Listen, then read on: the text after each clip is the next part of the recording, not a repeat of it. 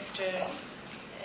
Nguyen Xuan Diu, Deputy Chief of the Standing Office for the Central Committee for Flood and Storm Control, Deputy Director of the Water Resources Directorate, Your Excellency Mr. Chanti Kwokkan, Deputy of the Committee for Science, Technology and Environment of the National Assembly, Your Excellency Madame Nguyen Thi, Deputy Chairwoman of the Vietnam Women's Union, representatives from central government and provinces, UN colleagues, development partners and NGO representatives, distinguished ladies and gentlemen. Let me start by welcoming all of you on behalf of the UN organizations in Vietnam to the first ceremony of the Asian Day for Disaster Management and the celebration of the International Day for Disaster Risk Reduction. I would like to thank the Central Committee for Flood and Storm Control and the Vietnam Women's Union for joining us in organizing this very important event. The theme of the International Day for Disaster Reduction this year, Women and Girls, the Visible Force of Resilience, underlines the important roles of women and girls in managing disaster risks.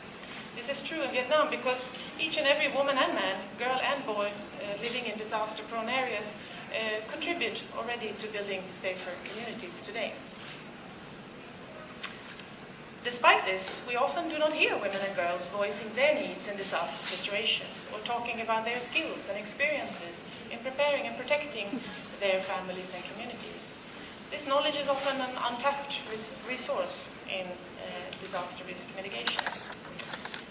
Institutional mechanisms are not yet in place for women and girls to share their experiences to influence the future for improving disaster risk preparedness. Therefore, ladies and gentlemen, on this occasion I would like to make 3 suggestions. First, it is essential to focus the majority of our support on equipping women and girls with all the essential knowledge and skills to cope with disaster risk, from planning and preparedness to long-term recovery and development. Basic skills, such as learning how to swim, are essential for girls and boys alike. Second, gender equality principles should be fully reflected in the forthcoming law on disaster risk management.